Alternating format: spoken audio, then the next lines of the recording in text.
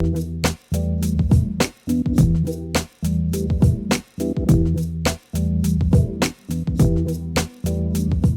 what's up, guys? I want to welcome you back to another edition of Street Theology.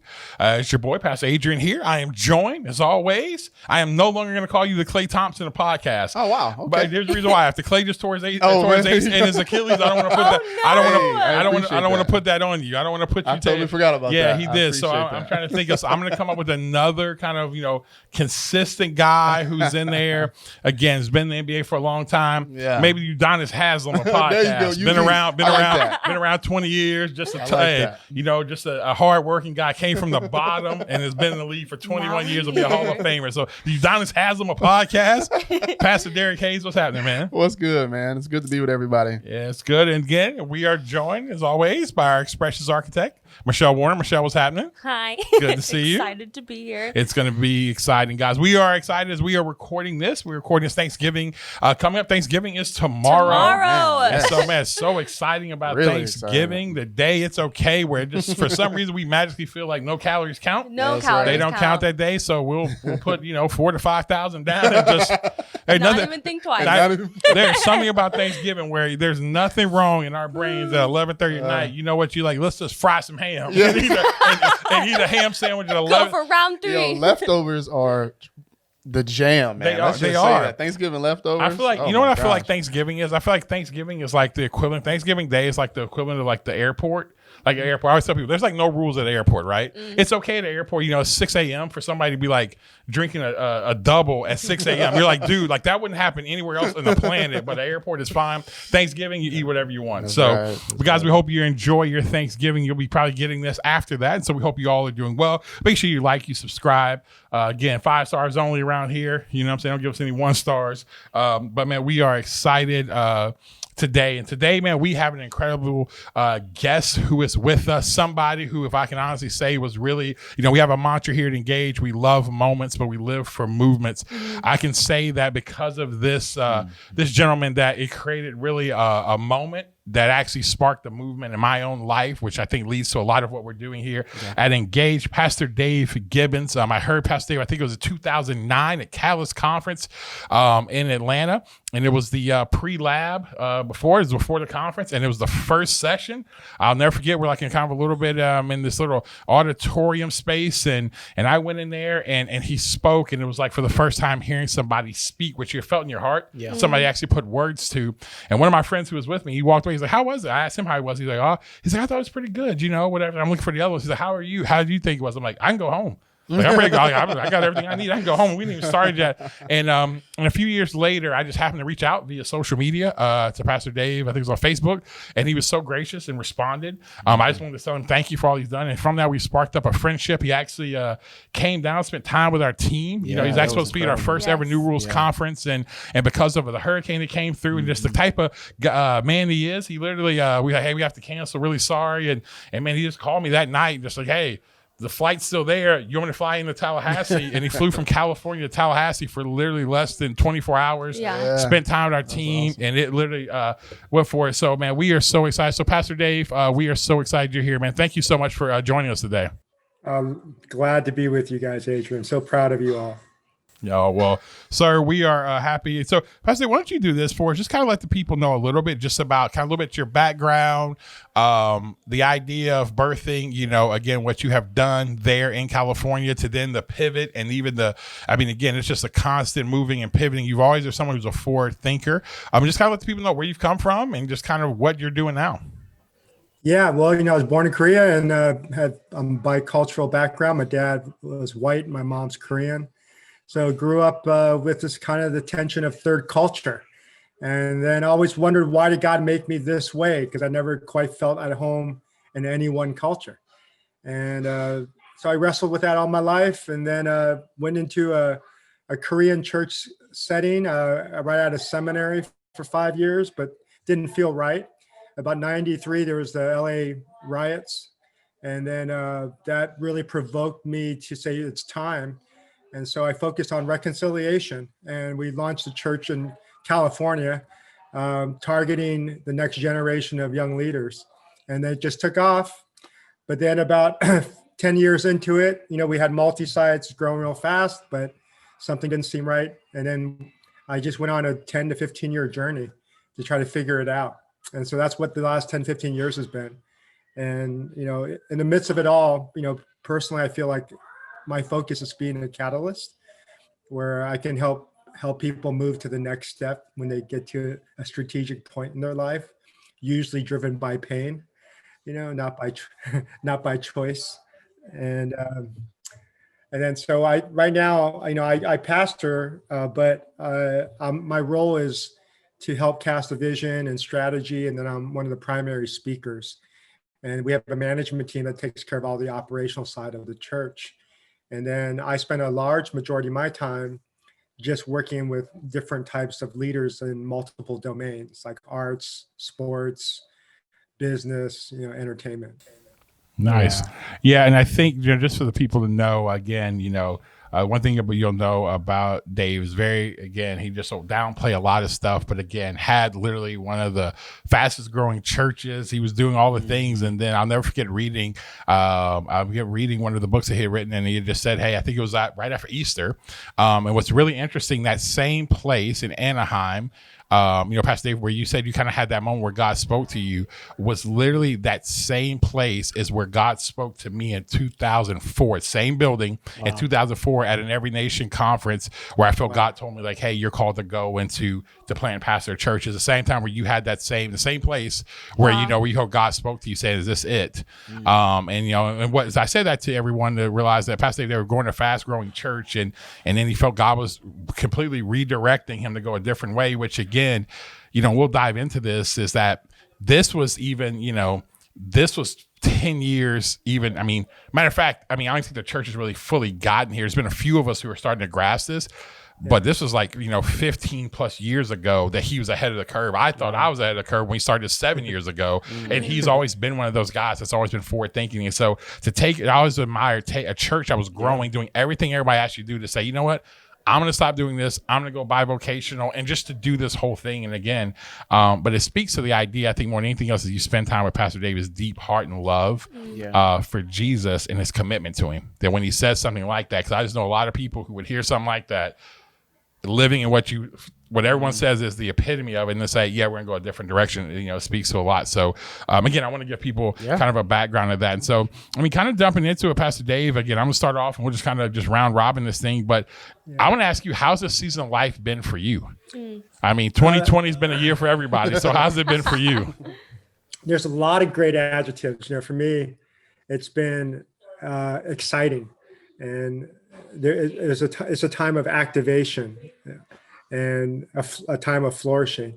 I really felt it was almost like God gave me the flag and said, the green flag said, hey, it's time to go.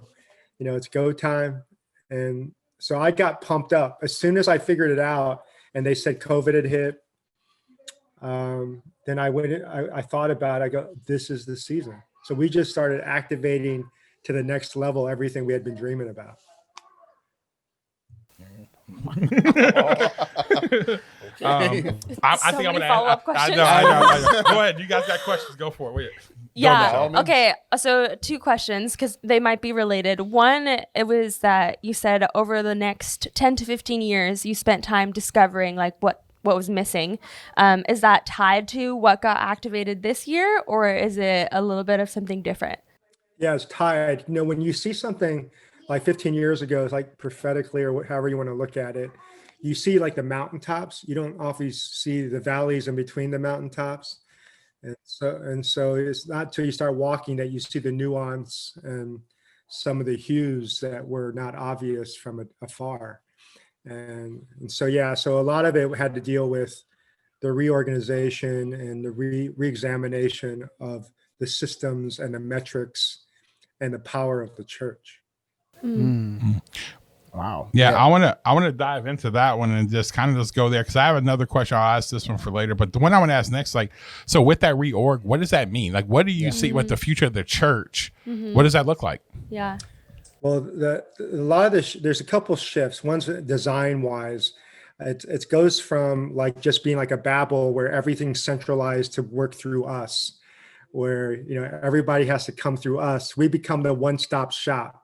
And we say we want to send people to the world, but it's not really true. It's Hey, what's really funny? I want you to keep going in a second, but what's really funny is when you were here last time, my wife, she literally her thing she always says whenever I say, "Hey, I talked to Pastor Dave," she was like, "Oh, you're talking about your Asian twin." Yeah. Like, literally, she's like, "You guys are split." She's like, 100%. because literally, it's funny because you'll start saying stuff, and it's like, yeah, I mean, it's just, and it gives me. I was going to say this. It gives me a lot of like hope because I actually am like, oh man, like if he's hearing that, then I'm not a psychopath because I feel like that most of the time. So anyway, keep going, sir. I'm sorry. I just wanted to say that. No, it's. So the idea is instead of us being like the destination, we're meant to be the launching pad, the incubator. So our perspective practically is that most people in the U.S. now are only staying in churches 1 to 4 years. And so if that's true, we say, what are you going to do in those 1 to 4 years with your people? What are you going to do to make them competent to engage the world? And so it has to be, so the shift has gone from us becoming like a cruise ship, which Guy Jatani talks about, where you don't want to ever leave the cruise ship, even when you get to the destination. The food's so good. you got the pools, you got the entertainment. Why would you want to leave the cruise ship? But the ship in the past was meant to take cargo from one place to another, or passengers, and then you get off. And so I feel like we have to shift from like being this cruise ship and this one-stop shop where we think we're the panacea to everybody's problems, to be more like an X-Men Academy. And the vision is that we who are the leadership are like Professor Xavier, and we're looking for the mutants, and who don't see themselves as that strong, or they see themselves as broken and not capable for great impact. But we invite them into our residency of our academy, and we love them. And we show them how their superpower is unique and teach them how to work with other X-men and women, because there's no way they can do this by themselves. And so primarily it's a teaching of and a modeling of living in community, not just like programmatic, content, head-centric type of curriculum. So yeah, so it's a shift from centralized to decentralized, but centralized enough that you're seen as an academy. I think the other shift has gone from, when you look at movement, that we're used to, Adrian, it's like from the mega church model to multi-sites to missional church, where you have all these like smaller types of things. And the revolution is actually when you see the church is like all these organisms and organizations like businesses, friend networks, clubs, and communities, Discord type of tribes that are forming. These are actually the new church.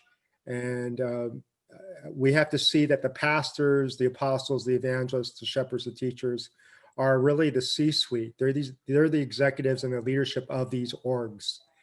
And I see those gifts, those are, those roles more as gifts, not so much as a hierarchy that you have to establish professionally. But these are gifts that anybody within our community probably has. Yeah. Wow. Pastor Dave, I'm wondering, with the shift, one, was it or is it still difficult to get your people to see it the way from a visionary standpoint of it's changing, the model is changing. There are a lot of people who are used to the old model. If that has been difficult, do you guys have some not necessarily secret sauce, but just how have you helped people make the shift? It's one thing to talk about what you are actually doing with them, but I want to talk about how are you guys helping people make the shift? Okay, so number one, yes, it was really hard. We lost over 10 years, probably 70% of our people. And then, new people came and filled the gap, but there was a definitive loss. I had never experienced that in my life, that type of de-escalation, because I was always used to just seeing numbers grow, and we do stupid things that didn't matter. People just kept coming. But so I knew it wasn't really me. But what happened is that over time, when we made this shift physical shift from an upper middle class neighborhood to the hardest section of our region, where the undocumented, the gangs were, people just started taking off. And so that was really hard. What we did to help navigate that, I think a part of it is you have to grieve, from a personal leadership perspective. You're grieving the loss of what you thought was a dream. That's a real thing. It's hard to bypass that pain.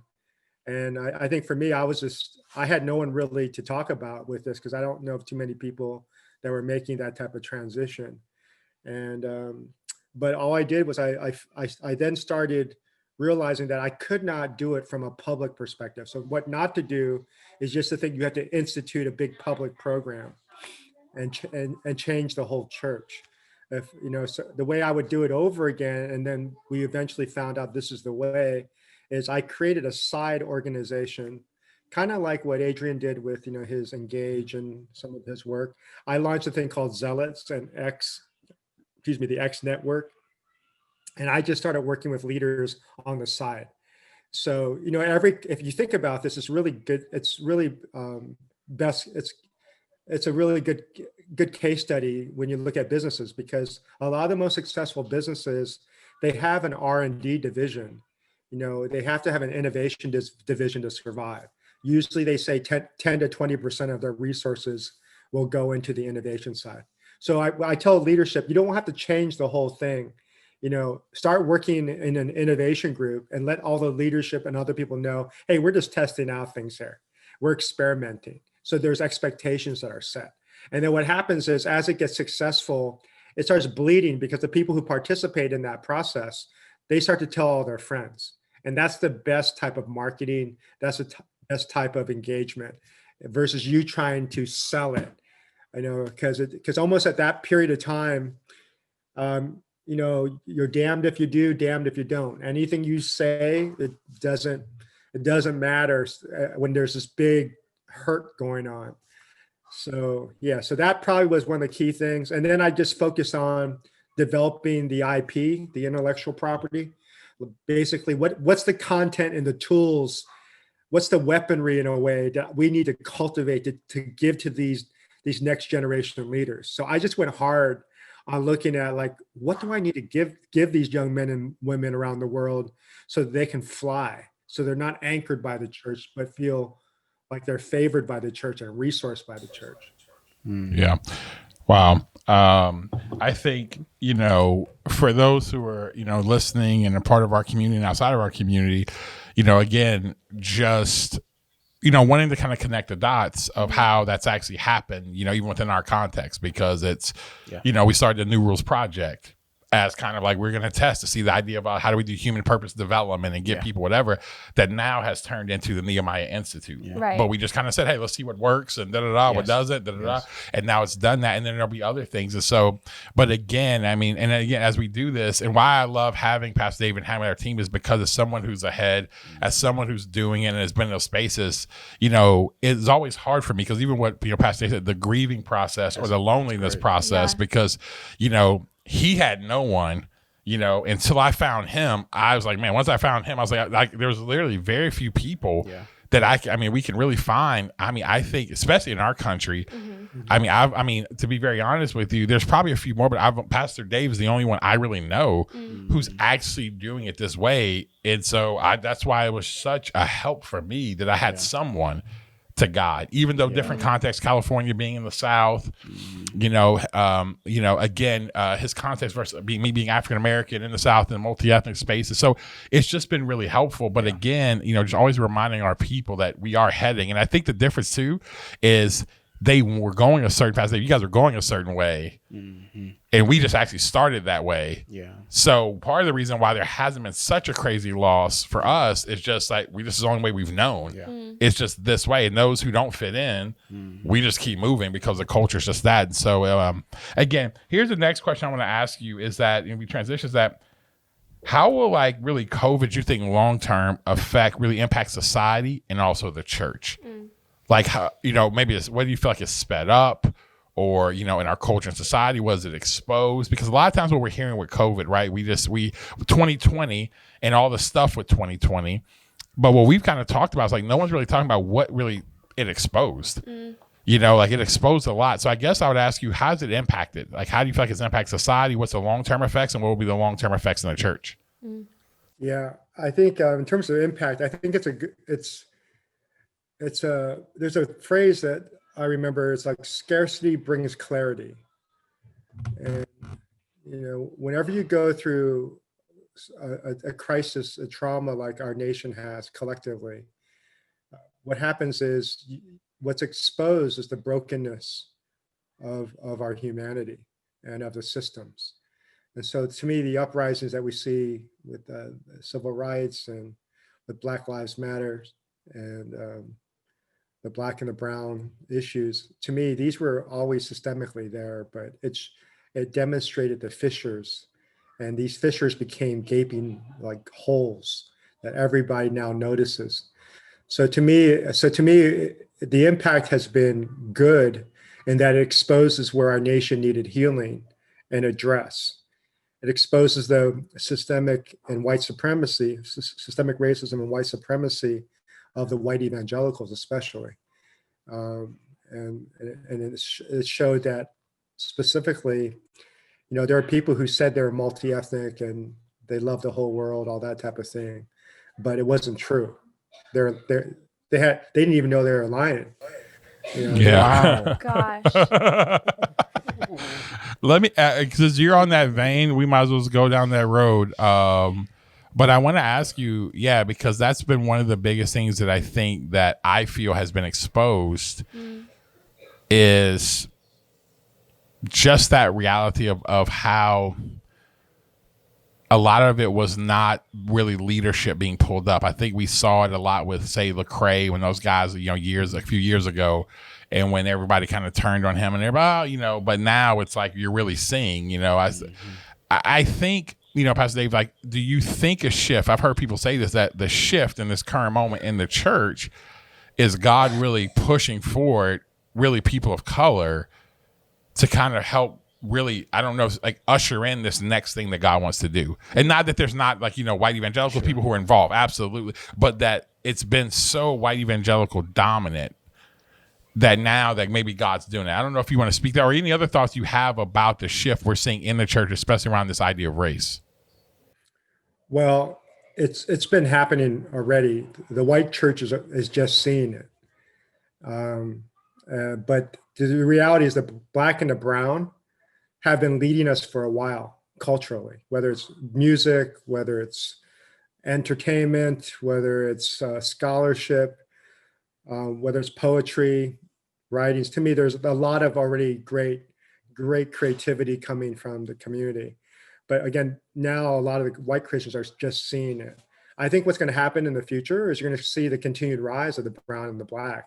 It's not even an option. To me, it's like if you don't see it, you're going to miss out on being a part of a greater move of God.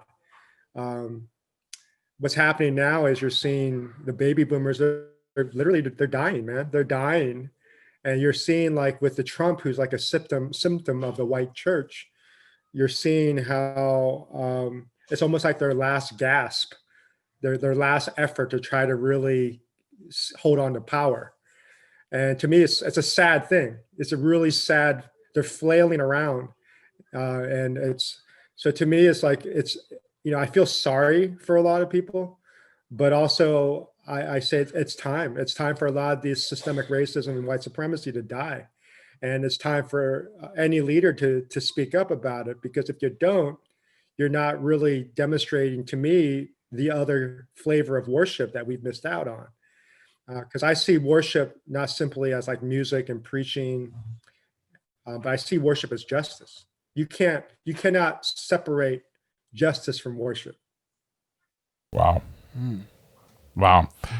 And what's interesting is this fact that, you know, you talk about that same language. Again, these are those eerie moments for me when you use same words I use when talking about, like I literally have been saying, like, this is the last gasp of white evangelicalism in our country. It's like, and I feel like the last gasp was with President Trump. And honestly, I was like, and this is where it's going to go.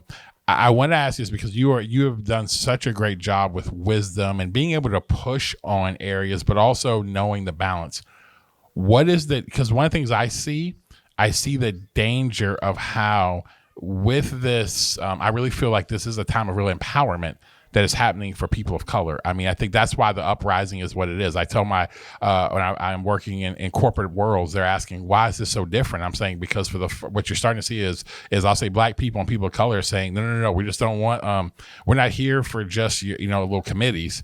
Like, it's power, because power moves things, power changes things. And, but there's always this other side.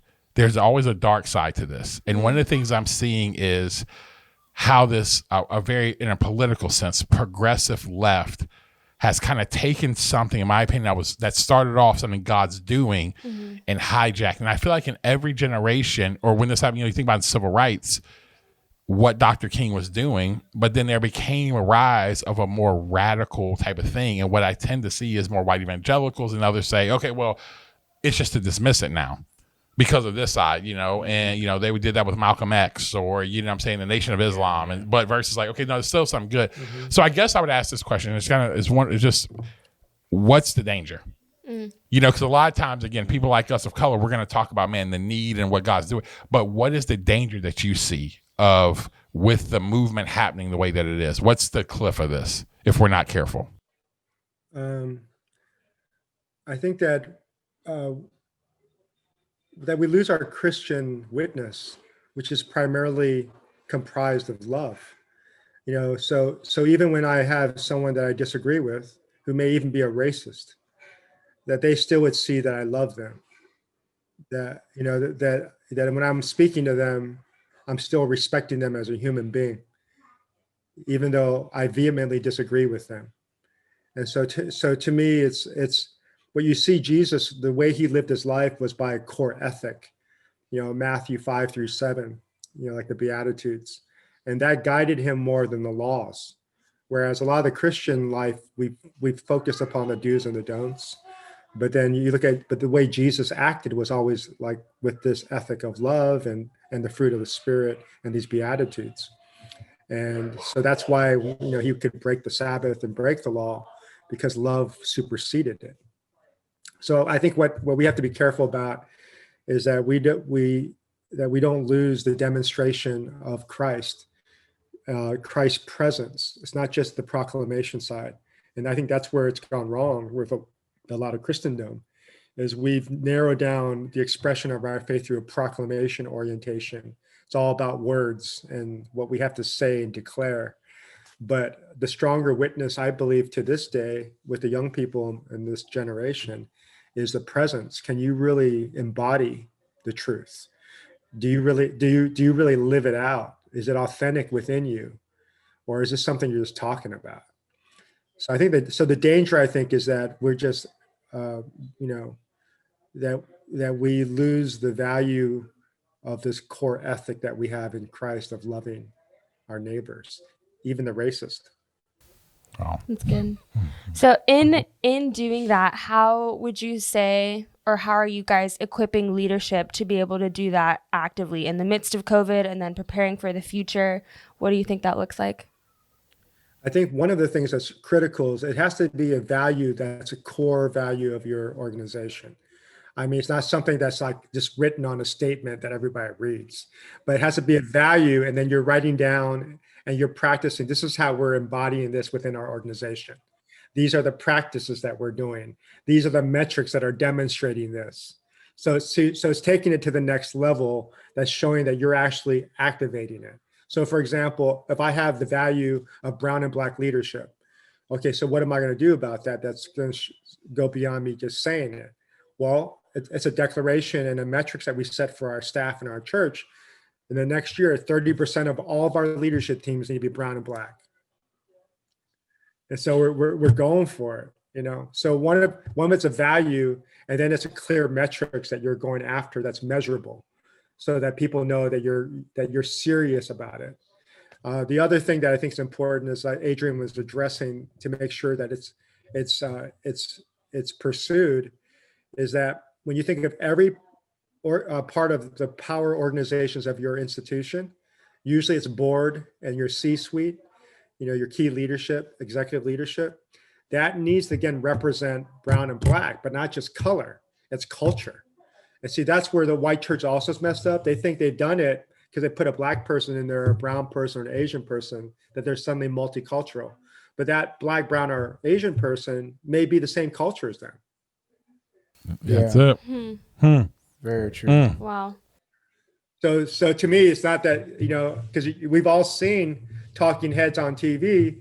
You say they got the same color you do, but they definitely don't embody the same values that we're talking about, and they definitely don't get it. And so to me, it's not just a matter of, skin color is important. Don't get me wrong, but it's not just skin color; it's culture. Yeah. So yeah, you talking a lot about leadership, and we believe too, like a lot of stuff rises and falls on leaders. And you said something earlier that struck me about pastors and leaders, evangelists. All these people are gifts to the body, and they're more functioning as an executive.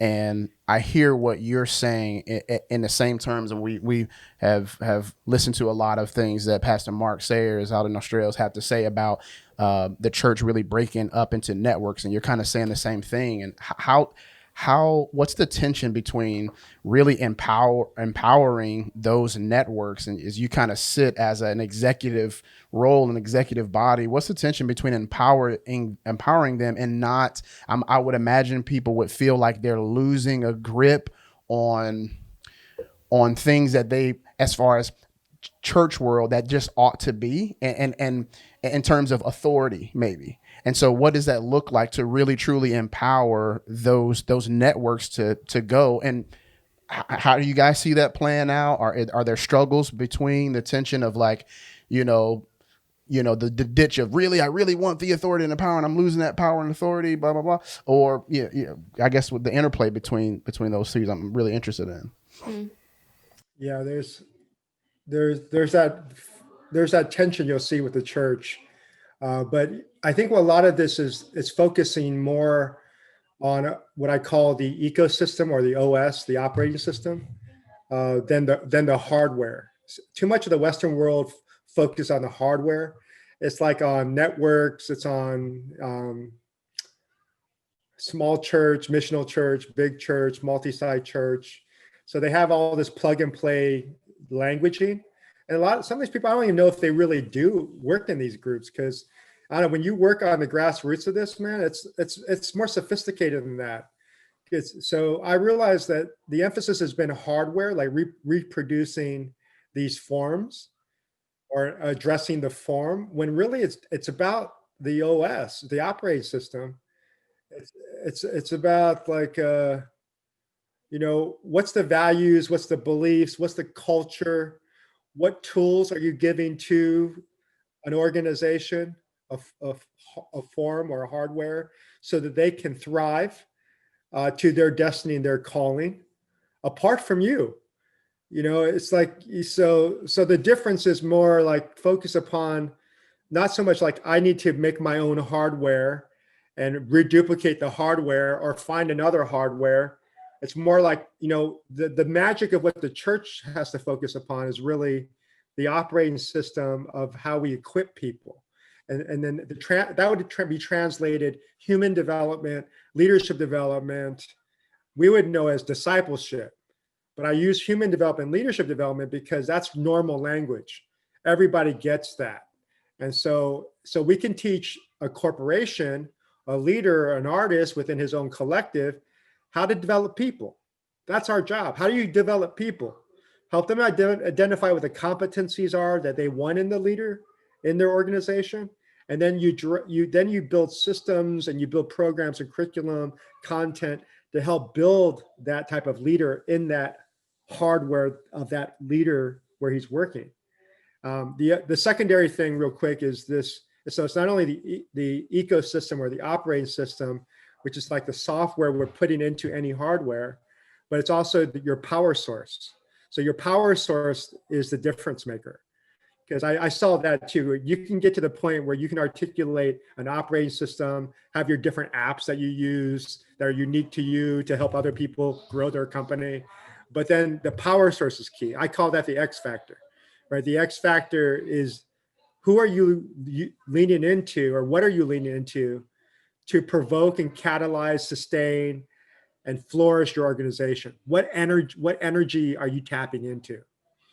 So I said, your power source is key, because for a lot of you, you may have this idea of significance. I'll tell leaders, you have this dream, so you become workaholics, and you're going after it, but your power source is inadequate. You're gonna cave. You're gonna blow up, and we see pastors do that even recently in our own country. They just blew up, and I remember talking to some of these pastors 10 years ago, saying, "Hey, better people than you came to this city, and I know you're awesome." But I said it humbly, but I said, you're not careful, this city will eat you alive. And so the power system has to be really clear. And for us, that's the Spirit of God. It's Jesus.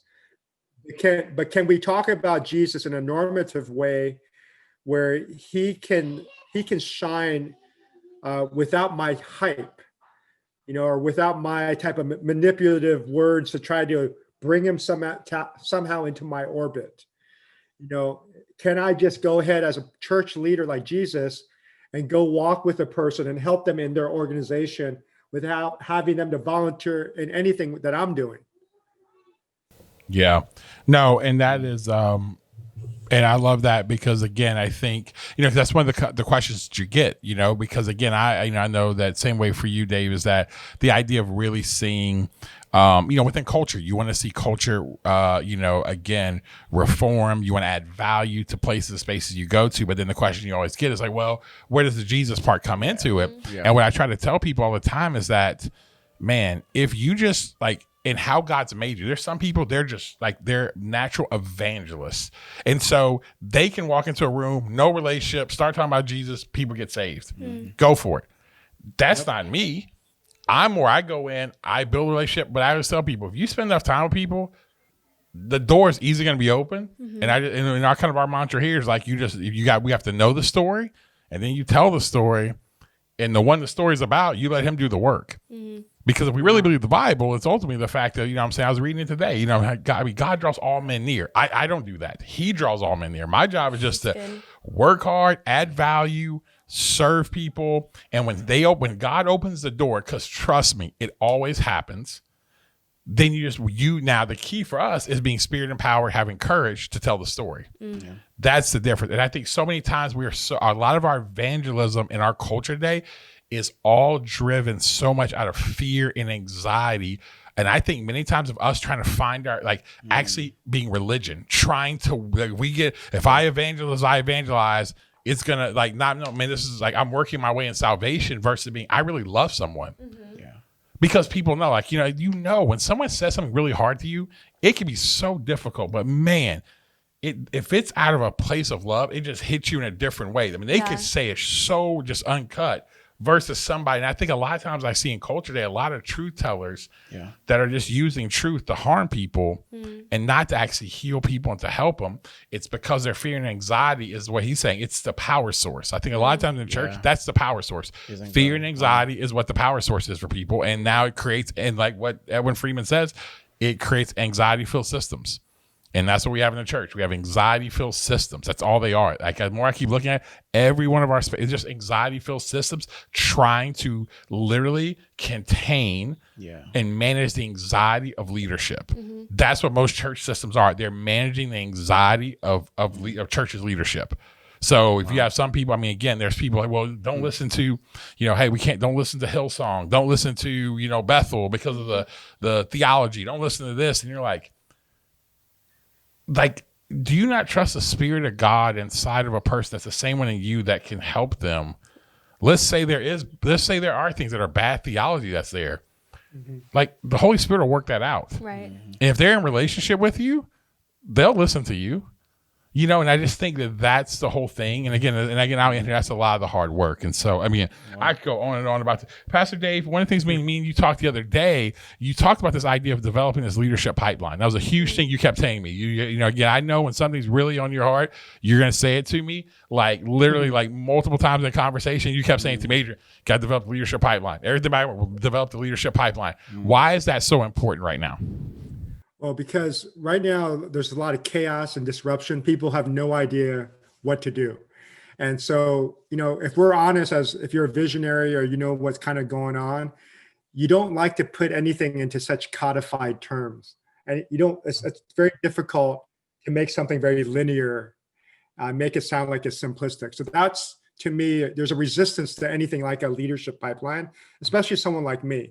The only reason why I started saying this is because I realized no one was getting what I was saying. But yes, yeah. You know what? Let me say this. I want you to keep going. I just literally had I'm paying a leadership coach, organizational coach, who that's her biggest thing. She said to me, she's like, yeah, I get all that. But like when you go talk about that, you're going to spend 5 hours trying to sell an organization on your term versus saying, this is what it is. Like, just very clear, because you want it to be creative. And she's like, don't make it so creative. Just say this. This is what everybody gets and go from there. So anyway, please keep going, because this is ministry to me right now. Yeah. Yeah, because you're so brilliant, man. That's what it is. You're thinking these great thoughts.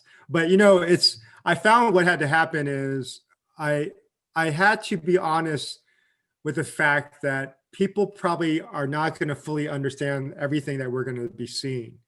And so what can I give them that's bite-sized, that's still honest? Because what I didn't like is these simplistic discipleship things when I knew it was much more complicated. And, here, take this one 10-week course, and then, man, you're going to be on fire for Jesus. Okay, maybe, but, there's more to it than that. So that's what had always bothered me, that I kind of liked it when people said, I don't quite get what you do. I took pride in that, because there's a mystery in Jesus, right, man? It's like, as a woman or as a man, you don't want them like, no, you want there to be a little bit like them seeking you out or just trying to figure it out. But, even Jesus, man, I really enjoy the mystery of God. I think that's what's attractive to me, not just like the black and white stuff. It's like the things I don't know that I want to explore about him, that keeps me like engaged and keeps me fired up. And so anyways, I was wrestling with all that, the great ideas, the romantic component of God, not putting him in a box, to reducing it to something that's codified, that sounds linear. So I had to create a language that was authentic to me, that still could be something that would be others could grasp. And so the leadership pipeline became a journey, basically. Like if a person was to engage us, what are the processes or seasons or experiences they would go through before they're launched? And so we developed like these different experiences that people would go through, so that they would have clearly in their minds how there's a progression. And so that's what we did. We created a pipeline. So there's about seven or eight types of steps. And basically those 7 or 8 types of steps or classes, they're basically like orientations. What made me feel comfortable was, I'll give you the tools and the assets to orient you how to live life fully. And then you're going to also get access to capital, human knowledge and financial capital. And these are the courses you're going to go through from beginning to end. And then this is what our relationship will look like later. I just had to kind of detail it out like that. And I never used to like to do that, Adrian, because it was like really too detailed for me. But this was the last 10 years was like, I felt God saying, hey, you like driving the Ferrari, but I want you to get under the hood. And I want you to look at the engine, the fuel line, the spark plugs, look at everything. And I want you to re-examine, see what works and what doesn't work. And part of that was the languaging of how we do discipleship or leadership development. Yeah. I'm kind of wondering a little bit, just on the ground level, what somebody coming to you guys, starting off in the first class of this pipeline, from what have you guys seen from, student or participant A starting with you, and at the end, what are some of the end results that you guys are seeing that people are able to grab a hold of and actually do? What are you seeing them actually start to do because of this pipeline? Okay, so it starts with what we call Haven. It starts with relationships. So we say any great strategy and vision starts not with like that plan that you come together and do as a team. it starts with relationships. Because if there's no trust, even if you get a vision, a strategy, there's not going to be great execution because no one trusts each other. So we say it starts with a haven where you learn to play together, you learn to eat together, you learn to have conversations, meaningful conversations. So we said all healthy developmental journey starts in a relationship. So that's the priority. And you all know that if you've been in youth ministry or youth work, it's like we all say like 3 days of like a retreat's like a year's worth of Sunday school or something, right? So the same thing is like, man, you got to start with relationships. So why don't we form these natural relationships in the church, not just around Bible studies, or mission groups, but around getting to know each other, man, hanging out with people, they're trying to love each other. And then the next is what we call awaken, where it's basically an orientation to people to understand our leadership journey. They get a taste of what we do. So it's like a first date, because most people aren't ready to they're not ready to get married yet, right? They see you, they hang out with you, go, I'm not ready for. So you have a first date, say, hey, you want to get a little more serious? Let's go on a date. And that's awaken. We orient them to what our process is about. If they buy it, then it's okay. If you want to go into our signature process, that's called live. And live goes deep, man. We hit their original design. We hit freedom, love, and activation. Because we found those four transcendent threads are really critical for a person to be launched into their dreams. It's about their original design. It's about freedom, love, and activation. So we have a whole manual on this, but it's an experiential journey. And when we teach people to facilitate this, we say you can use this. I'm going to show you how I make my cake. These are the ingredients, but you got to make your own cake. Okay, so all I'm doing is, as a chef, I'm showing them how I make my cake, but I'm showing my ingredients. But I said, but now it's your turn. What type of cake you're going to make? Are you going to make? So in the Live class, they come up with an activation plan on how they're going to live out their destiny. See, that alone is a game changer. Most churches don't do that. What happens is they put them through a discipleship program or some type of residency where they give them a content. They have all the things to make them an effective leader, but they did not take the time to call and to surface their original design. Nor did they create a process that's customized to their design. So our process creates an experience where we can customize a developmental journey in a tribal setting. And then the next class experience has to deal with training those people who want to take this to a larger level, where they want to now become exponential and they want to multiply. So we call that guide. So basically, I show them everything I know, and I show them my whole toolkit, how I do it, and then they start to do it within their own organizations. As you come to the later stages of the pipeline, I won't go into it, take an hour, but as you go into later stages, it has to do with the residencies, the incubator, and then a venture capital fund. So the venture capital fund came realistically because I found that the main thing that most people are missing in brown, black, and marginalized communities is access to capital. They don't have the access to the same leadership I do, or the same money I do, same opportunity. So it's all about access. So I said, when I learned the venture capital world, I said, man, we got to have a venture capital fund, because it's an 8-year journey. You find potential entrepreneurs you want to invest in, and then you stay with them and you source them, not just money, but with human capital, knowledge capital. You're walking with them for them to become a successful company. And so I thought, man, we got to have a VC within our leadership development pipeline. So that's part of our pipeline. It's pretty exciting because if church leaders go, man, that's really innovative.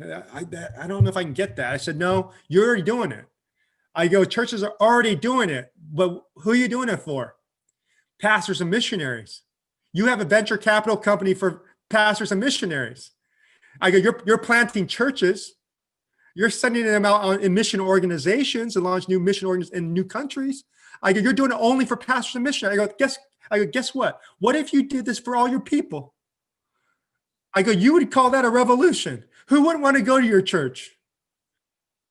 Because you become a true dream center where you're trying to help them reach their dreams, and you're going to help them become good entrepreneurs and leaders in their community. And then eventually the last part of the stage, it moves from haven to a hub. And a hub is like a resource center. It's a true X-Men Academy that's finding these havens and these leaders that lead havens, and then you're developing them. The hub is called to multiply. That's what your Engage would be. Engage Church would be like a hub. But a hub is not only a church, it would be a business, a leader that wants their business to multiply havens and to have social impact or triple bottom lines, and also incorporate the leadership pipeline and culture. So anybody that does that, we call them hubs. And so who's doing this now is there's different companies I'm working with around the country and churches that have now said, hey, they want to be a hub. So I meet with them every month, and then I help source them. And then they have access then to each other, which is the best thing, and then access to others. Wow. Some of y'all may have just gotten lost. For me, that was like legit. I mean, that was like Download from heaven. Yes, it really was. I'm over here just like, yeah, I'm like, you know what I'm saying? Again, I'm about to turn around and start writing on this window in a second, like a beautiful mind of what I see. But no, that is incredible. And again, you know, to put it into our context, that is the direction of things. Sure. Even with right now with the Nehemiah Institute, it's like, you know, what we've done is we go from idea of, you know, we deal with from a theological standpoint, then we deal with the mental and emotional health and that idea and how you actually become healthy there. Then we're going to be dealing with the idea of teaching on the start of empathy and how important that is. And then it's going to go into the fact of when, you know, talking about the idea of a theology of really purpose and work, then we're going to be putting life blueprints together and helping people do that. And then that's where the next phase and things come out of it. And so again, that is the process, because it's what Pastor Dave is ultimately saying is that what we say here is launching these innovative reconcilers into the world is that's what's happening. It's the idea of God is really releasing the priesthood of the believers into the world. And again, as Mark Sayers talks about the network, what we got here, there we go. Oh man, okay. The leadership. As you guys are listening to the podcast, he has the leadership pipeline. We're gonna go ahead and get a little drawing and everything. That's unbeliable. So Look at that. So cute. I know. So if you guys who are listening to the podcast, you can't see this. It is a design of their leadership pipeline. Was that something you just did on? Was that one day where? Because again, I know you. Was that one day you're sitting there like, you know what? Hey, it all just came to you, and you start drawing it on a napkin, and then you put it to form. Is that how it worked? Yeah, I just started coming together. Like, how am I going to present this? Because I saw all the tools and experiences. Then I said, how can I communicate this in a tight way? And then I said, it's a leadership pipeline. And then I just said, like, what would be the journey of this that I would love? You know, what would it be? Because I always want to create something that it's so good, I pay everything to go to that, man. Or my friends would say, why didn't you ask me? Or why didn't you tell me about that? So, Well, man, I appreciate it. Well, Pastor Dave, we won't hold you up. I have one more really big question for you. And this is one, that really, that got to me. You know, I saw, you know, last year, you know, right at the beginning of 2020, you held an event where, you know, you had, again, where Kobe Bryant was a part of that event, came in and spoke to some of your, with leaders and things like that. And again, it was one of, you know, again, that wasn't too, it was too far from, you know, the untimely death of Kobe. I guess I want to ask you just one, how did that come about? How did that get set up? And then what did you learn from that?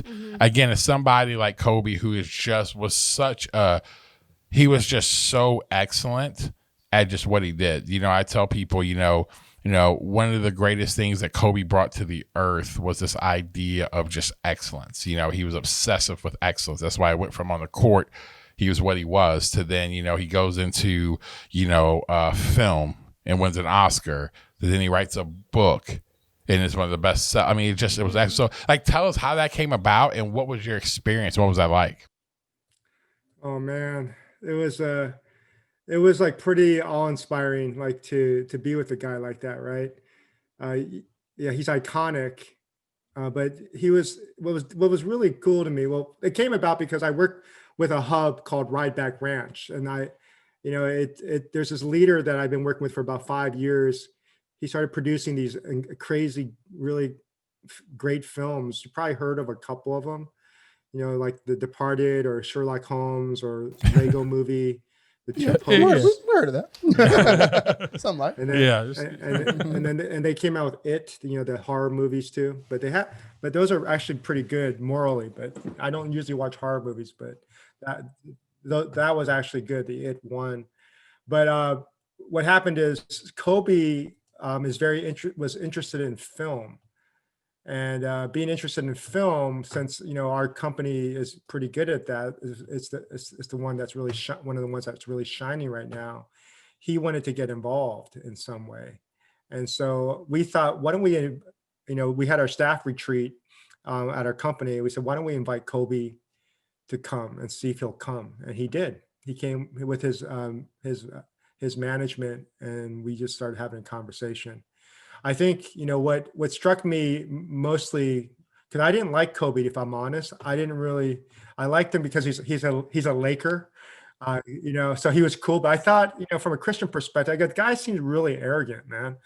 And I didn't like how he treated his teammates sometimes. And I know he likes to win and everything, but it just didn't seem cool sometimes, just the way, he'd deal with his roommate. And then also he had some of the things he had to deal with his past, with women and things like that. So, anyways, yeah. So I didn't, I liked him, but I don't worship people like that. Most people. Yeah. Yeah. And so anyways, what I noticed the difference is that he wasn't like egotistical. The more I went into who he was in the interview, in fact, he said it himself, he said, he was egotistical, and that was the word he used in the interview. He said, Dave, when I was playing, I was more egotistical, but because I said, what do you think is like the biggest change that's happened in your life? And he says, I become more compassionate and empathetic. And he says, in fact, that's what I wish I would have changed if I had an opportunity to change. I go, wow, that's a pretty big. And then I said, well, what else do you find like you're valuing now in your life that's like a non-negotiable? And he said family. He said, he goes, what good is it if you're like have the fame I do and you get to my status and you don't have your family? And he goes, I want to be the best father I can be. And he said, he makes it a priority that he's at every one of his kids' games. And that he said, I also make sure that I pick up my kids and I take them home. He said, because I'm the one to do that. And then he said, he makes sure that he's the first one in line to pick up his kids. So it's like Kobe to make it a competition. Yeah. I've heard him say that for sure. He's like, man, he's like, it was a competition after that. Like, I'm gonna be the first one in this pickup line. And if anybody knows about picking up kids, that pickup line, man, that thing is like, it is a den of savages in there. Who are the best survivors? I don't know if it's worse that or DMV. I don't know. And so I've heard him say that. Yeah, but keep going. So that's he said, it's important to balance your life. The other thing that he talked about that we haven't talked a lot about publicly was he had this thing he called an inner contract, where he would wake up like at 5 a.m. to work out and like train 2 hours before everyone else. That was his game. He said he never wondered, or he never woke up and wondered, should I go work out or not? He said it wasn't an option. So he says you have to set your own standard of excellence. He said, and this is his quote, it's not the standards of others around you, but your own. Push yourself to be the best version of you. Oh, the other thing that was good, Adrian, there's this one line. He said, don't get caught up in the wins and the losses. He says, winning is great, but you can't focus on that being everything. There will always be someone who comes along who's better than you. And then what are you going to do? We have to learn to deal with our emotions. It's not as much about the physical skill. How do we deal with fear? Put the time in, train. The results will be what they are. And you're still coming in tomorrow to train. Yeah, I mean, there's such great stuff. There's so many other things. Like we had an hour of that, and oh man, it was like special. Like we felt a deep connection to him. Like we were ready. Like part of that relationship was so that we were going to start working together and making stuff. So that was the first date. And so then when we found out tragically he had gone, I think this was like one of his last interviews, if not the last personal interview he gave. Wow. Yeah, I mean, Dave, I played with, we came up in high school, we played against each other, and I always tell people when people, when you think about Kobe, he's always had it. That was the thing. You just saw it. Like, I love to play basketball. He had a different chip in him, like he just did. And it was like I wasn't competitive or didn't love it. He just had a different thing about him when it came to that. Even we were 17, 18 years of age, he just had something different from a lot of guys who actually really worked hard. The thing I always look back on that I always admired about him was, like you said, it was, I think what you saw from Kobe, as much as people thought, hey, he imitated Michael Jordan, he did all these things, right? He was an imitator. I actually think he really was truly an authentic basketball player. We always say authenticity is self-awareness and resilience to remain self-aware. And here's why, is because he just constantly, he learned and he developed. And one of my favorite Kobe stories was from a friend of mine who actually was working it was Kobe's last year playing, and he's working for the NBA organization. He's a film guy, and so all of a sudden he gets a phone call and it says, hey, from the Lakers, hey, Kobe wants to come in their practice facility. This is in the morning. He wants to kind of get some shots up. That was the night before the game. They got there early, like, hey, he wants to come in and get some shots up, whatever. So of course, their practice facility have all the cameras in there because they film practice, whatever. So it's just Kobe. So he goes in, he's like, of course, this is Kobe. So of course he goes back in the film room. He's like, I'm about to watch all of this, right? He goes in there and he says, all of a sudden he goes in, the basketballs are out, whatever. He says, Kobe walks over and he walks over and he turns the lights off. And when he turns the lights off, you had the emergency light, so you still could see. And what he said was he's looking Kobe doesn't lace his shoes up or do anything like that. But he says for the next hour, he sat in the gym and he just literally went over his spots on the floor of where he would get shots in the footwork. So he wouldn't fully do it. It was just what was the footwork? Okay, I'm going to get shot. Because, again, I'm going to get my shots here. Here's how they're going to guard me. Okay, so what is my footwork? He said for an hour, he just walked through the footwork. Oh, yeah. Kind of grabbed stuff and then just left. And the guy was and again, what I tell people, that was his last year, the farewell tour. A guy who wasn't going to win a championship that year, a guy who wasn't going to, but again, until his very last game, and we saw that, he just did everything with excellence. I believe that is what Kobe Bryant brought to the earth. He brought this, like you said earlier, this standard of excellence. Yeah. He forced everyone. And that's why when people would get, you listen to Powell Gasol talk about him, Powell will say, I would have never been the player I was if it wasn't for him, because he was that villain in his life, but it pulled out, what I'm saying? But it pulled out that hero that was inside of him. And again, and I think that, and I want to circle back. So I think at the end of the day, this is this whole thing we're talking about. Launching innovative reconcilers, where the world is going, is helping individuals figure out who God's designed them to be, and realizing, hey, it has everything to do with you, nothing to do with you. And then release them to the world. Because if you live out of that authentic place, we're not promising you, hey, you're going to be as famous as Kobe Bryant, you're going to make millions of dollars. But what we will say is, I 100% know this. You will outright produce fruit at the capacity of what God's given you. I always tell people, we cannot determine the container we get of how much we get, but we can determine how much we can see that thing filled up and overflowing. And I think that that's something that's super, super important. Like I said, some people's lids are just bigger, and that's okay. That's what God gave them, and they're going to have to give an account for that. But we're going to have to give an account for what we do, and I believe that fills up as you live really an authentic life and really live through that. So, well, Pastor Dave, sir, thank you. Thank you. As always, you are always you're such a value add, and you add so much help to our church. I mean, again, we have it up on YouTube when you spoke to us, and man, I mean, so many people go and still watch it. They ask me, hey, what is this really about? I'm like, go watch this YouTube video. Okay. This will, explain it way better. And so we really appreciate it, sir. And again, I just want to tell you, thank you. Thank you for paving the way. Thank you for always being in front of us, and always being one who's willing to just give of your time to help the next generation thrive. So we really appreciate it. Well, I love you guys and proud of you. Excited for your future. Thank you, sir. All right, guys. Well, until next time, we will talk to you soon on Street Theology.